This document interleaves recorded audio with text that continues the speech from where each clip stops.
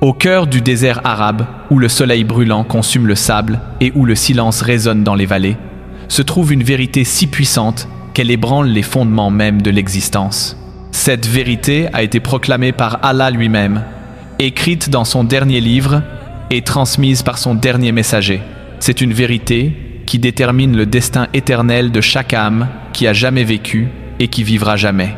Ce soir, nous nous aventurons au cœur du péché, le plus grave de toute la création. La seule transgression qu'Allah a déclarée ne jamais pardonner si une personne meurt en la commettant. Voici l'histoire du shirk. Le péché impardonnable. Et pourquoi le comprendre pourrait sauver votre âme d'une éternité de tourments. Avant que la première lumière n'illumine les ténèbres, avant que le premier souffle de vie ne soit donné à aucune créature, Allah existait seul dans sa majesté et sa perfection absolue. Il était unique, sans partenaire, sans égal, sans comparaison. Dans son infinie sagesse, il créa les cieux et la terre, les anges et les djinns, et enfin l'humanité. Mais cette création s'accompagna de la plus grande épreuve à laquelle toute âme serait jamais confrontée, l'épreuve du culte, l'épreuve de reconnaître le seul vrai Dieu et de ne rien lui associer dans ce culte. Dès l'instant où Adam, que la paix soit sur lui, a ouvert les yeux dans le jardin du paradis, il a su avec une certitude absolue qu'Allah était son créateur, son soutien, son Seigneur. Il n'y avait aucune confusion, aucun doute, aucune hésitation. La connaissance de l'unicité d'Allah était inscrite dans le tissu même de son âme. Mais à mesure que ses enfants se multipliaient sur la terre et se répandaient à travers les terres, quelque chose a commencé à changer. La compréhension limpide du Tawhid, l'unicité d'Allah, s'est lentement obscurcie par les murmures de Shaitan et les désirs du cœur humain. Les premiers peuples après Adam, que la paix soit sur lui, sont restés fidèles à la vérité pendant de nombreuses générations. Ils adoraient Allah seul, l'invoquaient seul et ne reconnaissaient aucun autre pouvoir que le sien.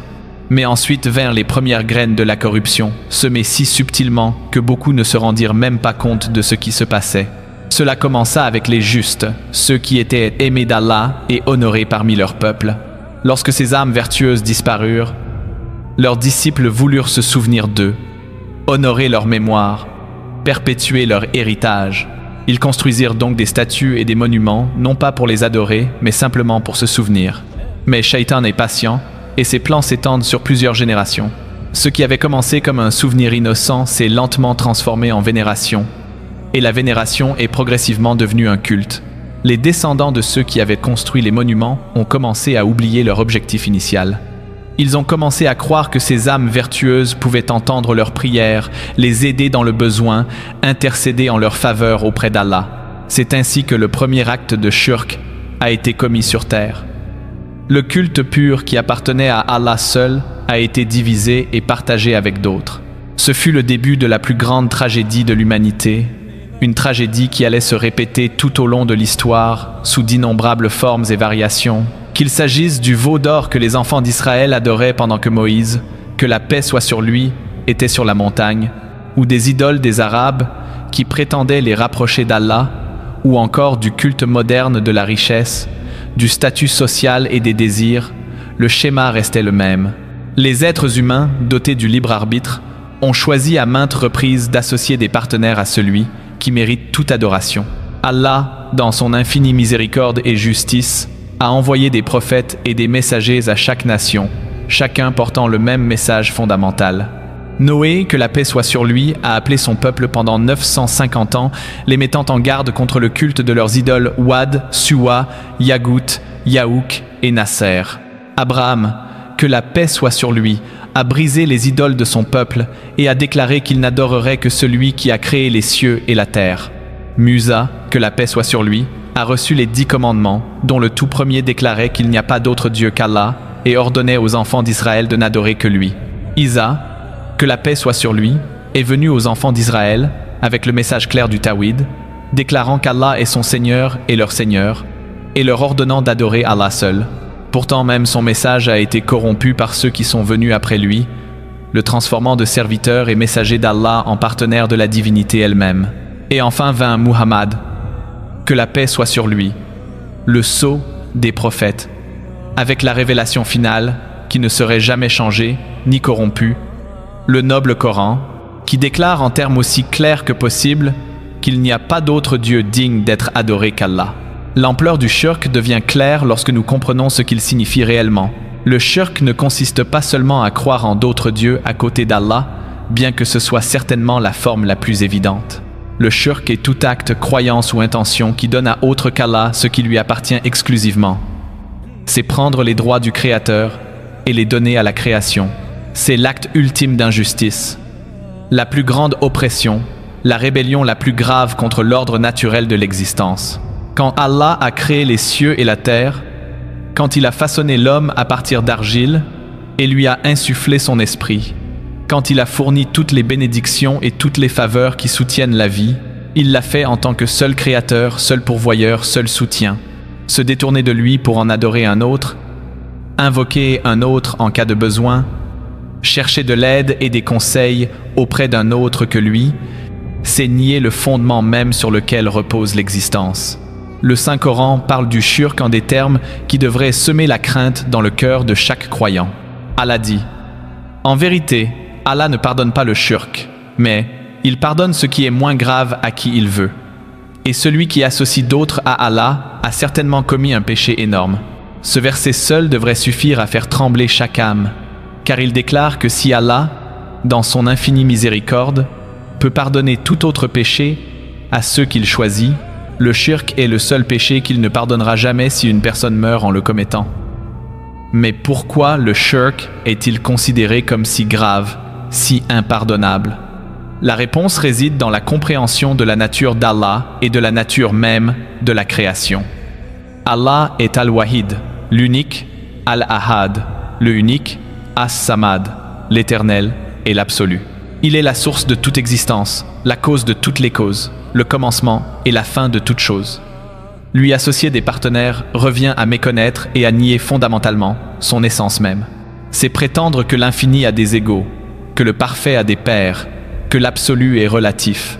De plus, le shirk représente l'ingratitude et la rébellion ultime. Chaque souffle que vous prenez, chaque battement de cœur qui vous maintient en vie, chaque bénédiction dont vous jouissez, provient uniquement d'Allah. Les yeux avec lesquels vous voyez, les oreilles avec lesquelles vous entendez, l'esprit avec lequel vous pensez, sont tous des dons de votre Créateur. Utilisez ensuite ces mêmes dons pour adorer autre que lui. Recherchez auprès d'autres ce que lui seul peut fournir. Aimez les autres avec l'amour qui devrait être réservé à lui seul, est le comble de l'ingratitude et la trahison ultime de la confiance. Les formes de shirk sont nombreuses et variées, et il est essentiel de les comprendre pour tout musulman qui cherche à protéger sa foi et à assurer son salut. La première forme, et la plus évidente, est le shirk dans le culte, où les gens se prosternent littéralement devant d'autres qu'Allah et les invoquent. Cela inclut le culte des idoles, des statues, des saints, des tombes, des arbres, des pierres ou de tout être ou objet créé. Cela inclut le fait de demander de l'aide aux morts, de croire qu'ils peuvent entendre les prières et y répondre, ou de faire des vœux et des sacrifices à d'autres qu'Allah. Mais le shirk va bien au-delà de ces actes d'adoration évidents. Il y a le shirk dans la seigneurie, où les gens obéissent à d'autres dans des domaines qui contredisent les commandements d'Allah, les prenant essentiellement comme des seigneurs à côté d'Allah. Lorsque les gens suivent des lois qui autorisent ce qu'Allah a interdit ou interdisent ce qu'Allah a autorisé, lorsqu'ils acceptent l'autorité des êtres humains sur l'autorité du Créateur en matière de religion et de moralité, ils commettent une forme de shirk. Il y a ensuite le shirk dans les noms et les attributs d'Allah, où les gens attribuent à des êtres créés les qualités qui appartiennent exclusivement à Allah. Cela inclut la croyance que quelqu'un d'autre qu'Allah a connaissance de l'invisible, ou a le pouvoir de contrôler le destin, ou possède l'un des attributs parfaits qui appartiennent à Allah seul. Lorsque les gens disent que certains individus peuvent accomplir des miracles indépendamment de la volonté d'Allah, ou qu'ils ont le pouvoir d'accorder des bénédictions ou d'ôter les épreuves, ils leur attribuent des qualités divines. La forme la plus subtile et la plus dangereuse peut être le shirk du cœur, qui consiste à se mettre en valeur dans les actes d'adoration pour gagner l'admiration des gens, ou à accomplir des actes religieux pour obtenir des gains matériels plutôt que pour Allah seul. C'est le shirk dont le prophète, que la paix soit sur lui, a dit qu'il était plus caché que les traces d'une fourmi sur un rocher noir dans l'obscurité de la nuit. Il consiste à aimer quoi que ce soit ou qui que ce soit avec l'amour qui devrait être réservé à Allah seul, à craindre quelqu'un ou quelque chose plus qu'Allah, ou à placer son espoir et sa confiance en autre qu'Allah. Le shirk mineur, bien qu'il ne fasse pas sortir une personne de l'islam, diminue néanmoins sa foi et peut conduire à un shirk majeur s'il n'est pas contrôlé. Cela inclut le fait de jurer par autre chose qu'Allah, de porter des amulettes ou des talismans pour se protéger, de croire aux superstitions, ou d'attribuer des événements à la chance ou au hasard plutôt qu'à la volonté d'Allah. Même dire des phrases telles que « si Allah le veut et si tu le veux » au lieu de « si Allah le veut, alors si tu le veux » peut contenir des éléments de shirk en plaçant les êtres créés au même niveau que le Créateur. Tout au long de l'histoire, nous voyons les conséquences tragiques du shirk se manifester dans les récits des nations passées. Le peuple de Noé, que la paix soit sur lui, a été détruit par le grand déluge parce qu'il persistait à adorer des idoles. Le peuple d'Ad, qui avait reçu une grande force et construit des structures imposantes, a été détruit par un vent terrible parce qu'il adorait autre chose qu'Allah. Le peuple de Tamoud, qui avait creusé ses maisons dans les montagnes, a été frappé par un tremblement de terre dévastateur parce qu'il avait rejeté son prophète et continué à pratiquer le polythéisme. Le peuple de Lot, que la paix soit sur lui, a été détruit par une pluie de pierres tombées du ciel, non seulement pour ses pratiques immorales, mais aussi pour son shirk et sa rébellion contre Allah. L'armée d'Abraha, qui est venue avec des éléphants pour détruire la Kaaba, a été vaincue par des volées d'oiseaux transportant des pierres d'argile cuites parce qu'elle cherchait à détruire la maison dédiée au culte d'Allah seul. Pharaon, qui prétendait être lui-même un dieu, a été noyé dans la mer avec son armée, comme un signe pour toute l'humanité de ce qui arrive à ceux qui s'associent à Allah. Mais l'exemple le plus frappant de la gravité du shirk vient de l'histoire d'Iblis lui-même. Iblis était l'un des adorateurs les plus dévoués, se prosternant devant Allah pendant des milliers d'années, acquérant des connaissances et un statut parmi les anges.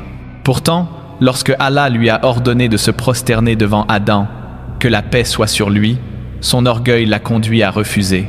Il ne s'est pas prosterné devant Adam en tant que Dieu.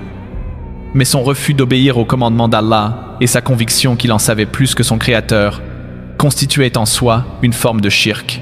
Pour cet acte de rébellion, ce moment où il a associé son propre jugement au commandement d'Allah, il a été maudit à jamais et est devenu l'ennemi éternel de l'humanité. Le Coran nous rapporte la conversation qui aura lieu le jour du jugement entre Allah et ceux qui ont commis le shirk. Allah leur demandera « Où sont mes associés que vous prétendiez avoir ?» Et ils répondront « Notre Seigneur, ce sont ceux que nous avons associés à toi, mais ils nous ont abandonnés. Les êtres et les objets mêmes qu'ils adoraient dans ce monde les renieront ce jour-là. Les saints qu'ils ont invoqués déclareront qu'ils n'ont jamais demandé à être adorés. Les idoles devant lesquelles ils se sont prosternés témoigneront contre eux. Même Shaitan, qui les a égarés, les abandonnera et se déclarera innocent de leurs actions. En ce jour terrible, lorsque la terre sera secouée par son dernier tremblement de terre, lorsque les montagnes seront dispersées comme de la poussière, lorsque les mers seront enflammées et que chaque âme cherchera désespérément à se sauver, ceux qui ont commis le shirk se retrouveront sans défenseur, sans intercesseur, sans aide. Les partenaires mêmes qu'ils ont associés à Allah dans ce monde deviendront leurs accusateurs dans l'au-delà. Ils se rendront compte, mais trop tard, qu'ils ont commis la plus grave injustice envers leurs propres âmes. Le châtiment pour le shirk dans l'au-delà est la résidence éternelle dans le feu de l'enfer. Il ne s'agit pas d'un châtiment temporaire qui finira par prendre fin, mais d'un tourment éternel qui ne cessera jamais. Le Coran décrit leurs conditions. En vérité, quiconque associe d'autres à Allah, Allah lui a interdit le paradis, et son refuge est le feu. Et il n'y a pas d'aide pour les injustes. Ils imploreront la mort, mais la mort ne viendra pas à eux. Ils supplieront pour que leur châtiment soit allégé, mais il ne sera pas allégé. Ils supplieront pour avoir une autre chance de retourner dans le monde, mais leur supplication sera rejetée. Le feu qui les attend ne ressemble à aucun feu de ce monde.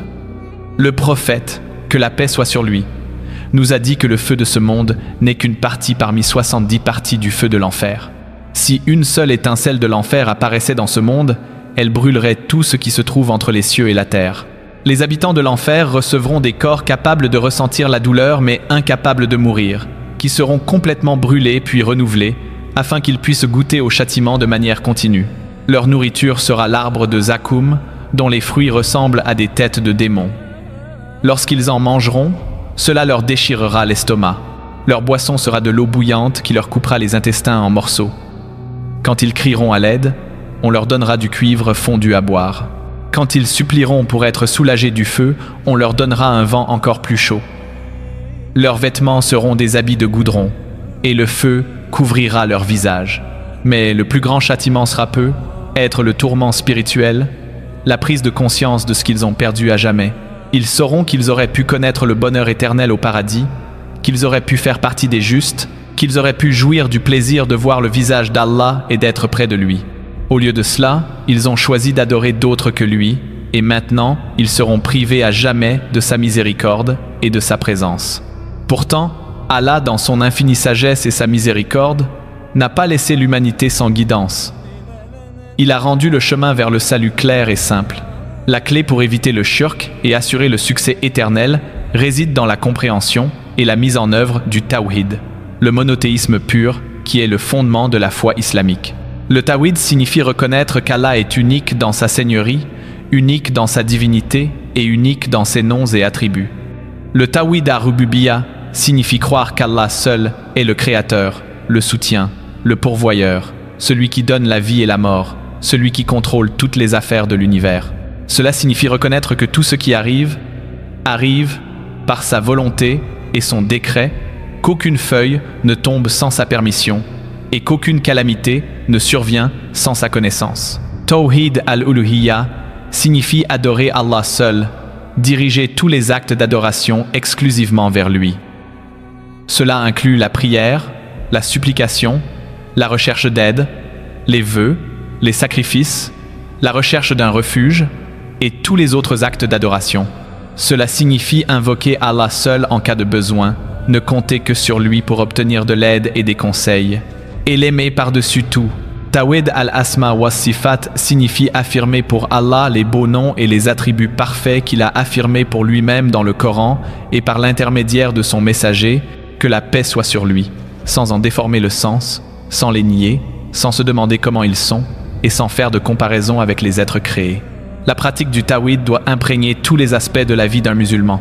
Dans le culte, cela signifie s'assurer que chaque prière, chaque supplication, chaque acte de dévotion est dirigé uniquement vers Allah. Dans la vie quotidienne, cela signifie reconnaître Allah comme la source de toutes les bénédictions et se tourner vers lui avec gratitude. Dans les moments difficiles, cela signifie rechercher l'aide d'Allah seul et avoir confiance en sa sagesse et sa miséricorde. Dans les relations avec les autres, cela signifie les aimer pour Allah et haïr le péché pour Allah, mais ne jamais aimer quelqu'un ou quelque chose plus qu'Allah.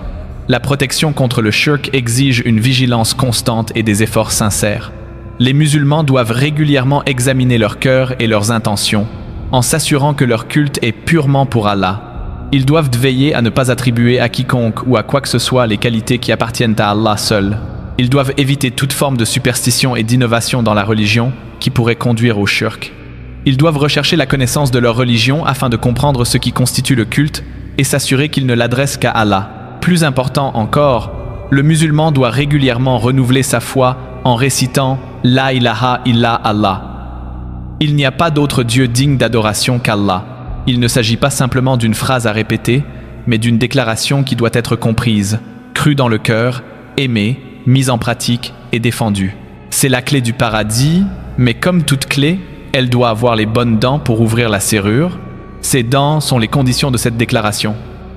La connaissance de sa signification, la certitude de sa vérité, la sincérité dans sa déclaration, l'amour pour elle et ce qu'elle implique, la soumission à ses exigences, l'acceptation de sa vérité et la loyauté envers elle. Les érudits ont mentionné que la déclaration de foi, La ilaha illa Allah, nie tous les faux dieux et affirme le culte d'Allah seul.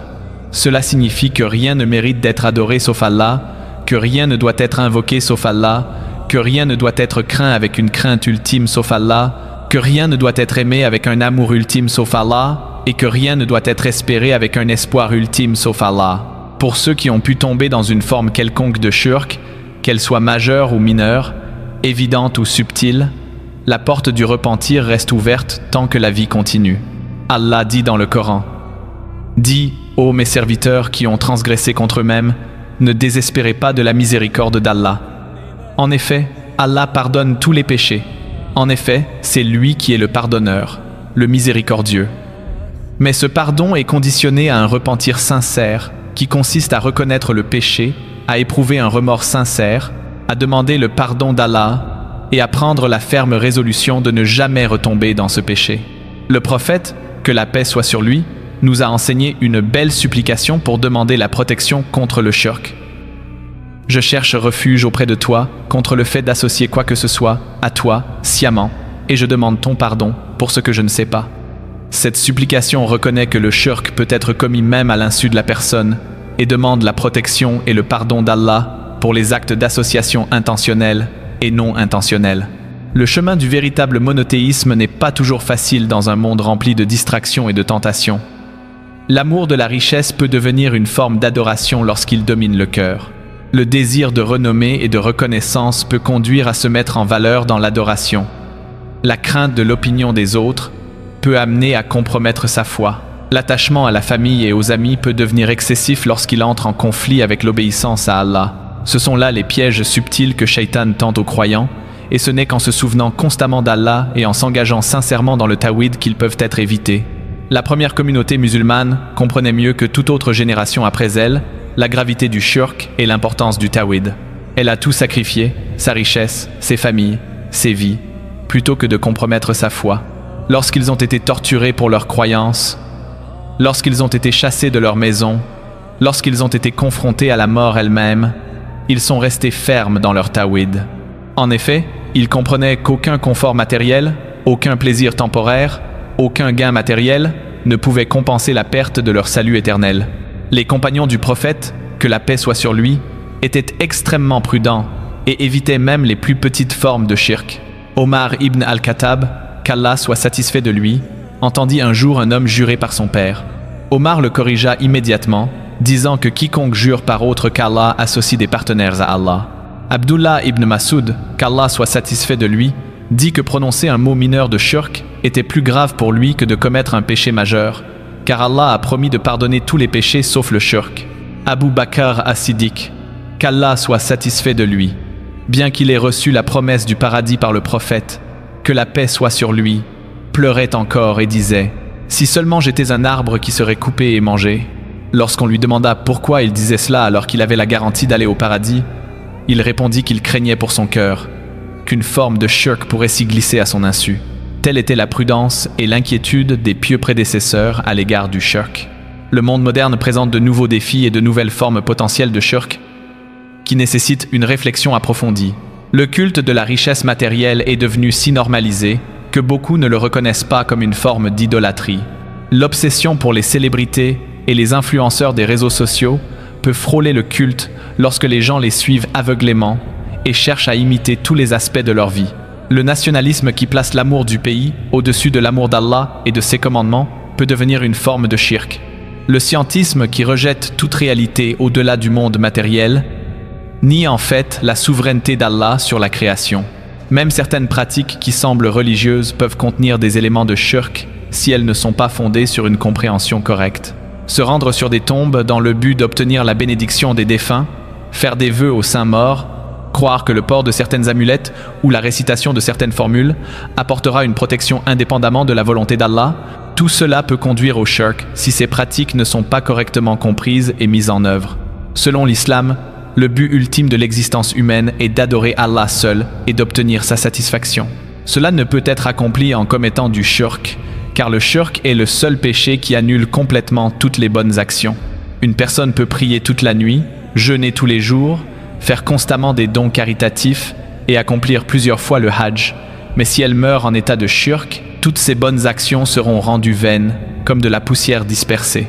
À l'inverse, une personne qui maintient un tawhid pur, même si elle a commis des péchés majeurs, peut encore espérer la miséricorde et le pardon d'Allah. Le prophète, que la paix soit sur lui, a dit que quiconque meurt, en sachant qu'il n'y a pas d'autre Dieu digne d'être adoré qu'Allah entrera au paradis, même s'il a commis l'adultère et le vol. Cela montre l'importance capitale de maintenir un monothéisme pur et d'éviter le shirk par-dessus tout. Les anges eux-mêmes comprennent la gravité du shirk et l'importance du tawhid. Lorsqu'ils portent le trône d'Allah, ils le glorifient et demandent pardon pour les croyants qui maintiennent une foi pure. Ils prient. Notre Seigneur, tu englobes toutes choses dans ta miséricorde et ta connaissance.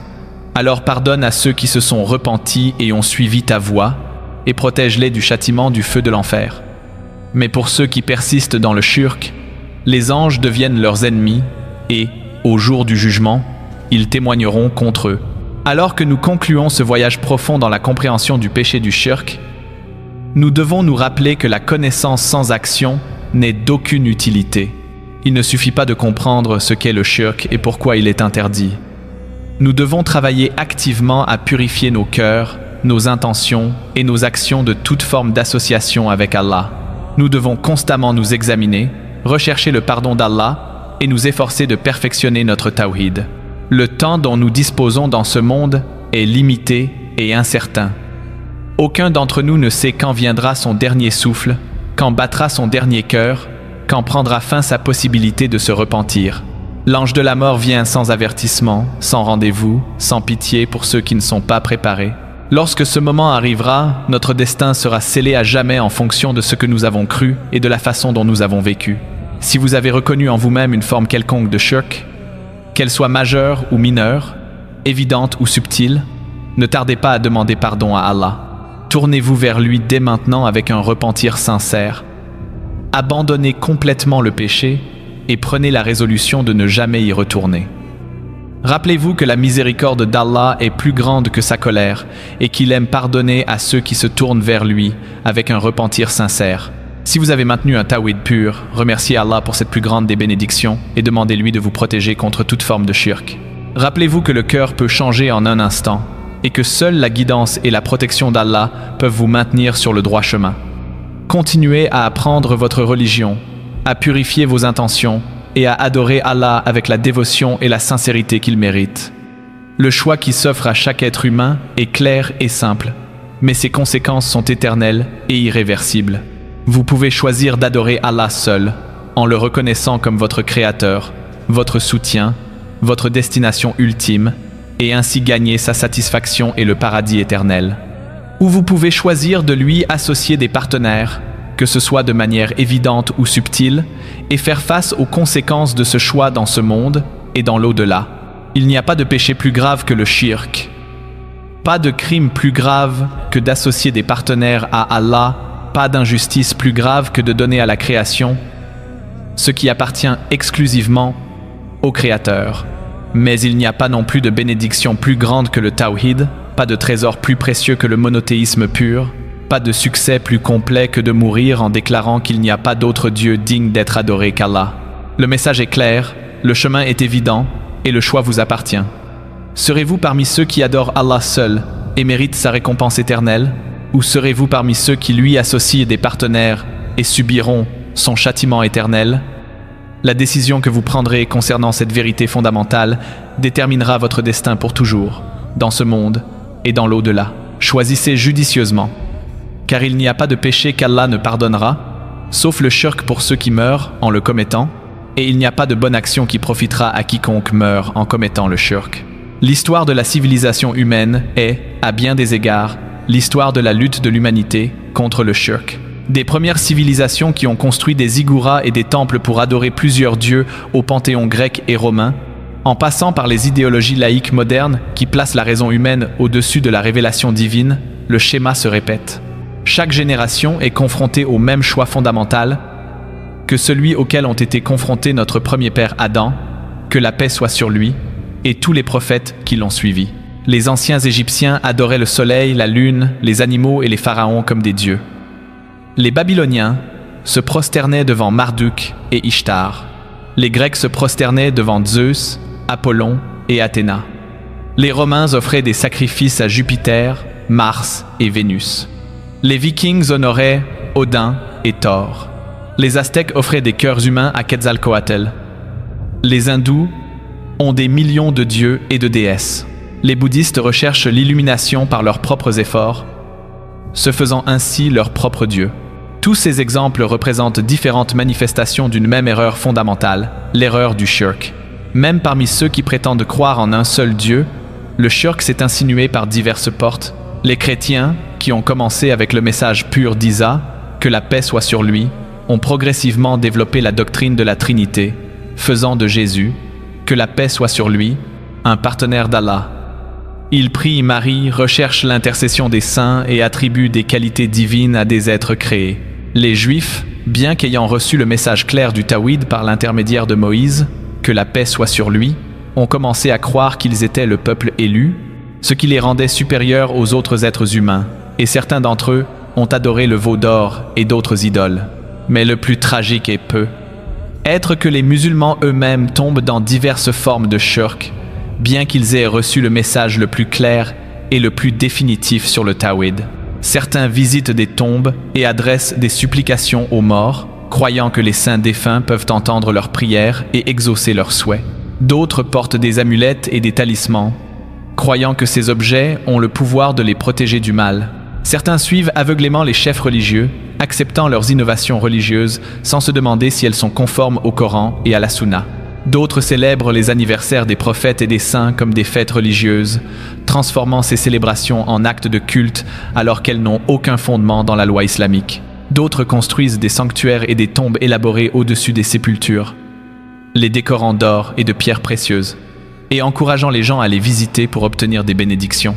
Certains récitent les noms d'Allah ou des versets du Coran comme des incantations magiques, croyant que la simple répétition de mots apportera des avantages matériels, indépendamment de la sincérité du cœur ou de la justesse de la croyance. Les plus grands érudits de l'islam ont toujours été vigilants face à ces formes subtiles de shirk qui peuvent s'insinuer dans le cœur des croyants. L'imam Ibn Taymiyyah, qu'Allah lui fasse miséricorde, a beaucoup écrit sur les différentes formes de shirk et sur l'importance de maintenir un tawhid pur. Il a expliqué que le shirk ne consiste pas seulement à adorer des idoles faites de pierre ou de bois, mais qu'il inclut tout acte qui donne à autre qu'Allah ce qui lui appartient exclusivement. L'imam Muhammad ibn Abdul Wahhab, qu'Allah lui fasse miséricorde, a ravivé la compréhension du Tawhid à une époque où de nombreux musulmans étaient tombés dans diverses formes de shirk. Il a souligné que l'islam ne consiste pas seulement à accomplir les 5 piliers, mais aussi à veiller à ce que tout culte soit dirigé uniquement vers Allah. Son livre Kitab at-Tawhid reste l'un des ouvrages les plus importants sur ce sujet, expliquant les différentes catégories du Tawhid et les diverses formes de shirk que les musulmans doivent éviter. Cheikh al-Islam Ibn Qayyim al-Jawziyya, qu'Allah lui fasse miséricorde, a écrit sur les maladies du cœur qui peuvent conduire au shirk. Il a expliqué que l'orgueil, l'arrogance, l'amour des louanges, la crainte des gens, l'attachement excessif aux choses matérielles et la poursuite des désirs peuvent tous être des formes de shirk, s'ils dominent le cœur et prennent le pas sur l'amour et la crainte d'Allah. Le monde contemporain présente des défis uniques pour le maintien d'un tawhid pur. Le matérialisme qui domine la société moderne a fait de la richesse et des possessions des objets de culte pour beaucoup de gens. Ils sacrifient leur temps, leur santé, leurs relations et même leurs obligations religieuses pour rechercher l'argent et le statut social. Ils craignent la pauvreté plus qu'ils ne craignent Allah et ils font davantage confiance à leur compte d'épargne et à leur police d'assurance qu'à la providence d'Allah. Le culte des célébrités a créé de nouvelles formes d'idolâtrie où les gens vénèrent les artistes, les athlètes et les influenceurs des réseaux sociaux. Ils suivent chacune de leurs paroles, imitent leurs comportements et cherchent à vivre leur vie selon les exemples donnés par ces êtres créés plutôt que de suivre l'exemple du prophète, que la paix soit sur lui. Certaines personnes en savent plus sur la vie personnelle des célébrités que sur la vie du messager d'Allah, que la paix soit sur lui. L'idéologie du nationalisme a conduit beaucoup de gens à placer l'amour de leur pays au-dessus de l'amour d'Allah et de son messager. Ils soutiennent les politiques de leur nation même lorsqu'elles contredisent les principes islamiques et ils se sentent plus fidèles à leur drapeau qu'à la bannière de l'islam. Certains sont prêts à se battre et à mourir pour les intérêts de leur pays, mais ne sont pas disposés à faire des sacrifices pour Allah. Le culte de la raison humaine et de la science a conduit certains à rejeter tout ce qui ne peut être mesuré ou expliqué par les méthodes scientifiques actuelles. Ils nient l'existence du monde invisible, rejettent la possibilité des miracles et refusent d'accepter toute vérité qui n'est pas validée par des preuves empiriques. Ce faisant, ils font de la connaissance humaine leur Dieu et refusent de se soumettre à la connaissance qui vient d'Allah. La démocratie, lorsqu'elle est comprise comme la source ultime de la loi et de l'autorité, peut devenir une forme de shirk si elle place la volonté de la majorité au-dessus des commandements d'Allah. Lorsque les gens votent pour des lois qui autorisent ce qu'Allah a interdit ou interdisent ce qu'Allah a autorisé, ils affirment en substance que les êtres humains ont le droit de légiférer indépendamment de la guidance divine. Même la technologie et les réseaux sociaux peuvent devenir des objets de shirk lorsque les gens sont tellement attachés à leurs appareils qu'ils ne peuvent s'en déconnecter, même pendant la prière. Lorsque les gens recherchent davantage la validation et l'approbation de leurs followers en ligne que la satisfaction d'Allah, lorsqu'ils se soucient davantage de leur image sur les réseaux sociaux que de leur position devant leur créateur, ils ont laissé ces plateformes occuper une place dans leur cœur qui devrait appartenir uniquement à Allah. Les systèmes juridiques de nombreux pays sont aujourd'hui fondés sur des principes qui contredisent la loi islamique. Lorsque les musulmans vivant dans ces pays acceptent et défendent des lois qui autorisent les jeux d'argent, l'usure, l'adultère, l'homosexualité, l'avortement et d'autres pratiques interdites par Allah, ils commettent une forme de shirk en acceptant la législation humaine plutôt que la législation divine. Les systèmes éducatifs qui enseignent aux enfants que les êtres humains ont évolué à partir des animaux, que la vie n'a pas d'autre but ni d'autre sens que celui que nous lui donnons, que les valeurs morales sont relatives et subjectives, et que la religion n'est qu'une invention humaine, enseignent essentiellement le shirk en niant le rôle d'Allah en tant que créateur et législateur. L'industrie du divertissement promeut souvent des valeurs et des comportements qui sont directement opposés aux enseignements islamiques. Lorsque les musulmans consomment ces divertissements sans aucun filtre ni critique, lorsqu'ils permettent à leurs enfants d'être élevés avec des films, de la musique et des jeux qui glorifient la violence, l'immoralité et la rébellion contre l'autorité divine, ils permettent à ces influences de façonner leur vision du monde d'une manière qui peut conduire au shirk. Dans le domaine des relations personnelles, le shirk peut se manifester lorsque les gens aiment leur famille, leurs amis ou leurs partenaires amoureux plus qu'ils n'aiment Allah. Si l'islam encourage l'amour et la gentillesse envers la famille et les amis, cet amour ne doit jamais entrer en conflit avec l'obéissance à Allah.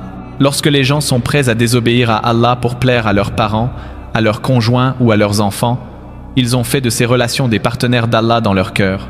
La peur de la mort, de la vieillesse, de la pauvreté, de la maladie ou du rejet social peut devenir une forme de shirk lorsqu'elle domine les pensées et les actions d'une personne plus que la crainte d'Allah. After 4, Laysel and perdition to F4. Lorsque les gens sont prêts à compromettre leur foi pour éviter ces peurs matérielles, ils ont en fait de ces peurs des objets d'adoration. L'orgueil et l'arrogance font partie des formes les plus dangereuses de shirk, car ils sont très subtils et peuvent affecter même ceux qui sont apparemment religieux.